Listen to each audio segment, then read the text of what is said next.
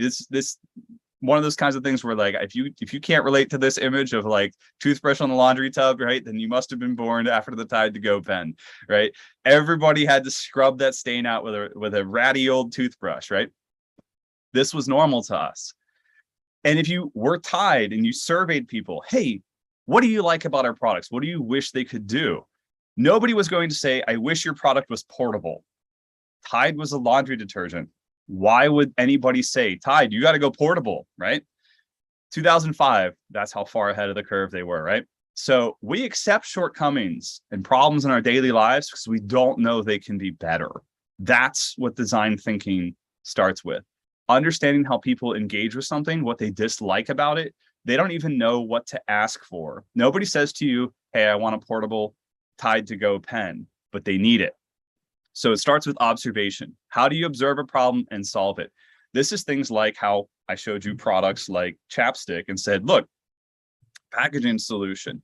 You got to start watching the whole world for stuff. And what I do with my students, I call it scavenger hunt. I encourage them to take photos of really brilliant things they see in their everyday lives. I tell them, take a photo of something that you realize was, made out of vacuum forming. Vacuum forming is a way of, basically forming sheets of plastic. It's what a lot of packaging is made of, right? Take a photo and show me anytime you see something that's laser cut. Go to a store like Target or Michael's, go to the craft section, see if you can tell which products are laser cut, which ones are machined on a CNC router or CNC mill. And we do this all the time, right? This is how I engage my students in wanting to find what is, the way that problems are solved in the world. So when you get students to start analyzing things, that inches them towards being able to identify problems. They won't do it right away. Now, I'm going to go back to this message. Look, we've all heard some kind of framework. Hey, you're going to do design thinking next year. I got you a book. And you get supercharged over the summer, right? You go to some professional development. Hey, you're here today. And 2 months later, you're in the school year and it's like, well, I had this big project and it didn't go well, right? I want to really encourage you. There's simple tricks, simple problems you can address. Don't shoot for, the impossible thing your first time out of the gate. You're going to find out, and I'm going to talk about what are students' pain points? Why do students struggle to do design thinking? I'm going to help you. Starts right here. You hand out the design thinking thing. It says empathy, ideate, prototype, test, all these things. Kid just looks at you and goes, what am I supposed to do here? I've been that kid. And you know what? I teach those kids every day. They mean the world to me. I'm sure they mean the world to you. You're going to help them.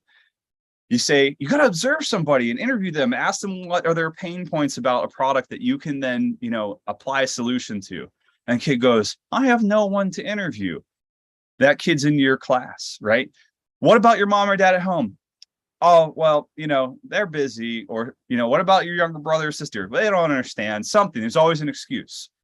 My biggest one that I tell my students up front, I give them always multiple suggestions on open-ended projects. I say, look, if you don't have an idea, here are some ideas. Because how many kids look at you when you say, I want you to come up with an original project? They go, I have no ideas. Or they start on an idea and a week into it, they say, I don't like my idea. We got to fix this problem. We want kids to be confident and successful about design thinking, and it starts small. You're going to create a scenario and experience for them before you throw them to the wide world and say, just make it up, just figure it out. You want to model this process, even part of the process. For example, empathy, interview somebody, that's going to be your student's weakest skill. Unless you've been doing this with them, they're not ready to just go out there and identify a problem and solve it. Now I'm going to show you a couple that I do with my students, and I'm going to help you see how I model empathy and understanding a person's problem. I model these things so that they can get there, right? So this will get some real examples of what I've done with my student. The goal here is you are simulating the experience. That's the key, okay? You are going to simulate it so that they have an example they can follow, something that they can relate to. So every student out there, if they don't have a phone, they want a phone, right? Let's make a project helping us get better use out of our phones. So this is a slide from a 3D printing project I do with students all the time.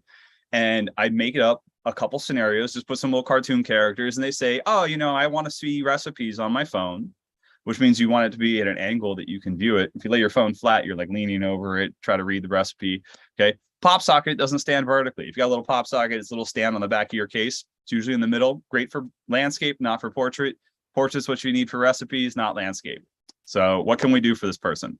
Somebody says, hey, I want some kind of stand for my phone. Pop socket's kind of, thick. I already got a large case. I really don't want to make it any bigger. What can I use, right? I just want to watch videos. I want to be able to prop it up so I can watch videos. So we start making cardboard prototypes. Now you've given them a scenario that says it needs to be able to stand portrait and landscape. So it needs to be something that's adaptable. Now they're going to think it should be a stand, right? And you can guide them towards this. Here, I've now sprinkled in the math and the science that I want to teach. These are low fidelity prototypes, meaning that they're not professional. They're just made out of cardboard and tape and glue, okay? And all we care about is making a couple samples. They're going to put the phone on it and say, well, that didn't work. Why didn't it work? Well, it fell over because the angle was too far back. Okay. Or you stand it upright and it tips forward easily because it doesn't have, any support to it, right? Or it's too short of a stand and then the weight is, not, balanced and it falls over, right? So they learn like it's got to be long enough behind it to hold it steady. It's got to have a good angle to it. And, we sometimes will pull out those protractors, measure those angles, right? This is my slide. Like, I bring this up to show my students, hey, look, these are how many prototypes I went through. Short, thicker, square shape, triangle shape. I printed like every one of these, by the way. And they're a keychain kickstand for a phone, and you can set the phone portrait or landscape. What is this step? This is the ideate step where you come up with a bunch of ideas, right? And we did more than just kickstands. We made full-blown stands and we made all kinds of things. And it depends on how much time you have, right? But the point is, I'm modeling for them, look, it takes more than one solution. You should always explore multiple solutions. That's key to this, right?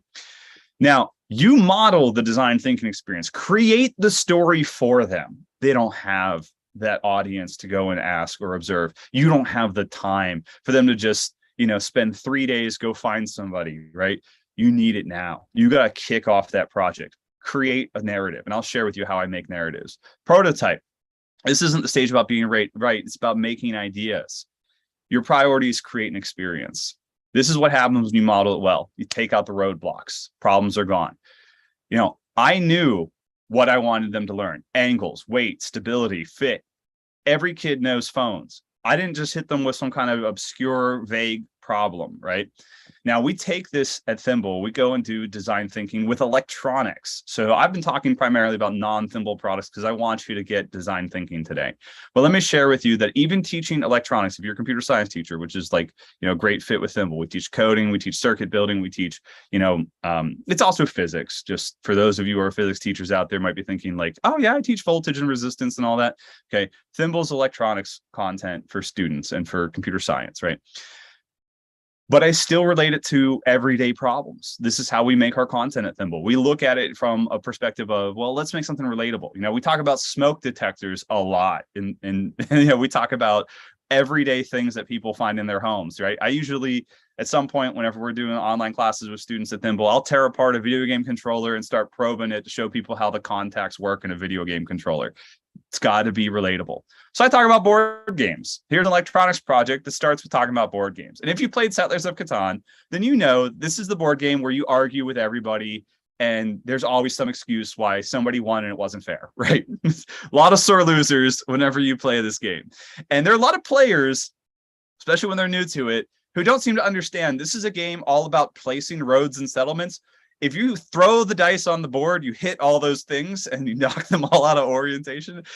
So people roll on the side of the table and they drop the dice. There's a lot of things really annoying about Catan, especially whenever your cousin drops the dice for the 5th time that game, right? We have like some rules for dice droppers that, embarrass them so that my cousins and we really penalize each other heavily if you drop the dice on the floor, right? And there's always somebody, any board game you play like this, which is a complex board game. Some of you out there obviously wouldn't know this game. Not everybody knows this game. This is the perfect game for the like, oh, well, I forgot to tell you. And the reason why I say that is if you do play this game, when you have over 7 cards in your hand, you get penalized really heavily if somebody moves the robber onto your square.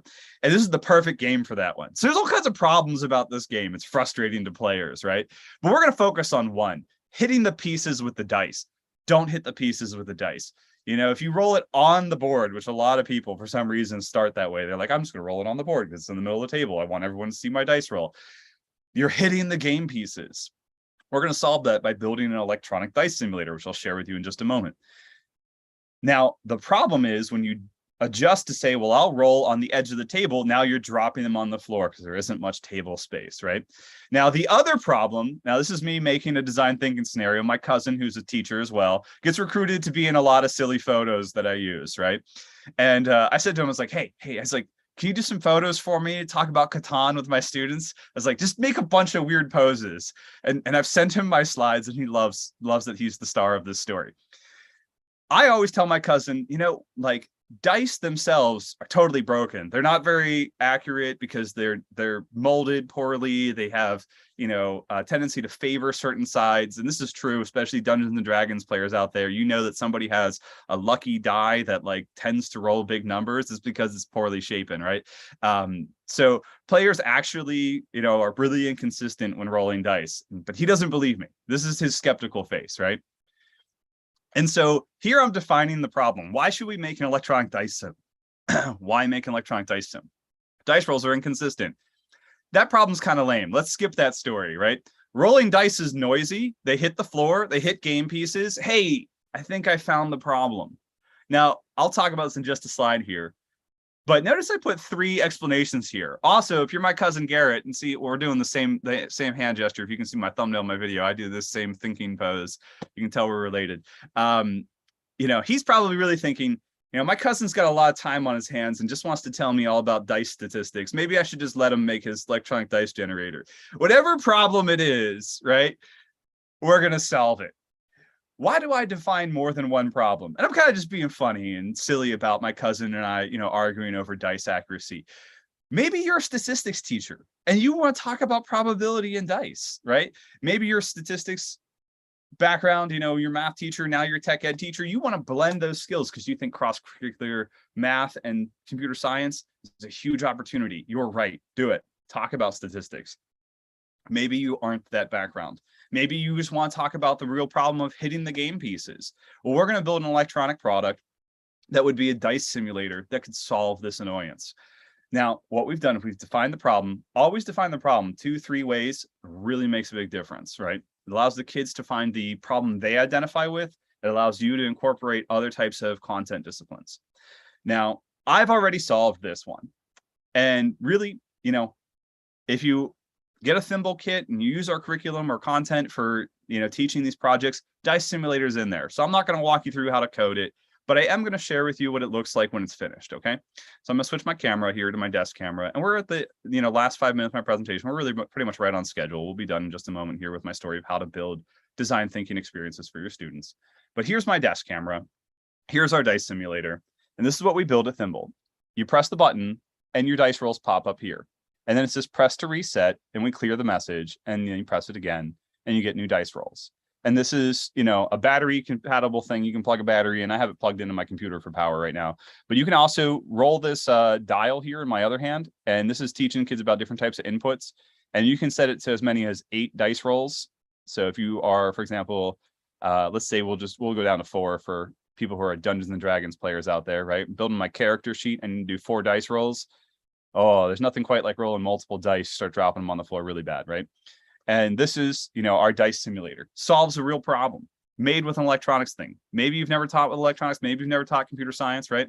You know, what I want you to feel here is that there's a way to do these kinds of things that incorporates electronics in relevant ways, problem solving. All right, so I tell my cousin, hey, here's our electronic dice sim. You can see he's kind of grumpy here. He's not too happy. The dice sim makes the game easier to play. He doesn't seem to think there's a problem with the dice, and I just was being silly saying about bias with dice, because who's going to be happy they lost? Oh, it's the dice's fault, right? You know. But our real problem was don't hit game pieces, and we fixed it with the little electronic dice sim. Problem, solution, design thinking. And here I have this silly little story about my cousin, real people affected by this problem. Now, how do you craft an experience like this? And I'm going to tell you flat out, like one of my favorite things teachers did for me in college was tell me, how did you make your lesson? How did you plan this? Start with the project you're actually going to build, right? because you get a kit like a thimble kit and you look and you see, okay, there's a dice simulator, stopwatch countdown, there's, you know, there's an electronic piano type of project we do. It's a really great one for teaching about how sound and frequency works, right? And it's like, okay, pick your project. Now work backwards. What's the content that you're really teaching with that project, right? And we always outline that at the start of every one of our lessons. You can see what you're going to learn. We call it our fundamentals. I'm learning random numbers. I'm learning looping instructions. I'm learning about different type of physical inputs. I'm learning potentially about conditionals, if else. Those of you computer science people probably know exactly all these things I said. Those of you who all this is gibberish, that's why we have Thimble, right? So we can give you that content. You don't have to know it. We've already got it planned out. Right? What are some possible projects that use these core skills that I want my students to learn? Let's make a magic 8-ball. It's random outcomes. Let's make a dice simulator. It's random outcomes. Let's make a heads and tails simulator. It's random outcomes. Well, I took the dice simulator and I worked backwards and I said, what is a problem that a dice simulator solves? And I've created, it's the incorrect way to actually use design thinking because you should start from the problem and create the solution.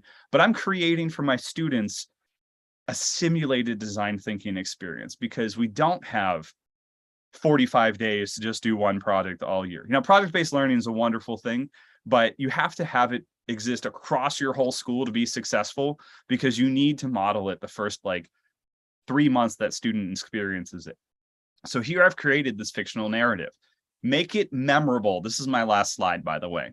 Always be memorable. I recruit my cousin and I make him take silly photos. I say, hey, and I do the same for him. He's an English teacher. I'm a tech teacher. You know, we keep joking we need to do a podcast on, you know, English and tech because they're total opposites, but we think it would be fun. Humor dissolves fear, okay? He's in all these silly photos. He's like, you know, in these things because it makes it lighthearted. And the kids who feel intimidated, they let that go away when they're laughing, right? But be cautious. Not all humor is the same. My cousin and I, we kid around each other and we're the butt of our own joke, okay?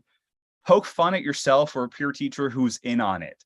Do not make fun of like, well, everybody's grandmother can't see. That's not going to help, okay? Somebody that in your class has a grandmother whose limited vision's very dangerous. That's not funny, okay? Or everyone's mom can't work a phone. Again, not good, okay? Always focus on humor that if you're going to poke fun at somebody, poke fun at yourself or somebody who's in on it. Make it funny, but don't make it hurtful. Dissolve the fear with a little bit of humor. Make it relatable. Make it accessible. Don't give kids an out-of-reach project. Give them something, like I told earlier, the example where I was like, make a product that will reduce opioid abuse. What? That's not going to be 100% relatable to a lot of kids. But things like, hey, you know, how can we fit more Oreos into the same size package? Or, you know, hey, take a look at Chapstick, how they designed their packaging. Look for a product in a store that has bad packaging. How would you change it? Or the Tide to Go pen. What things in our lives do we not realize should be portable? Simple, relatable things. Something they can go to a store and actually see is a big difference over like, hey, let's go ahead and make a rocket, right? I love Elon Musk, but, you know, I love Elon Musk's companies. I don't, you know, want to get too much into his personal politics, but I don't use him as a role model for my students. I want them to look at practical things. So that's my whole story. We're right on the dot, 10:15. Thank you so much for being here. There were 1,000+ of you. So unfortunately, I didn't get a chance to really chat with any of you, but I want to invite you, email us, joel@thimble.io, oscar@thimble.io. We really are the two main contact people there at Thimble, and we'd be happy to hear from you. I'm a content person. Oscar and I, you know, work together a lot. If you want to talk about design thinking, you want to just strike up a conversation with me, I'm happy to write you an email reply. Thank you so much. I know it's only 30 minutes and I know you have like a 10-minute buffer to get to your next session. So I'm going to stop here and I'm going to leave this slide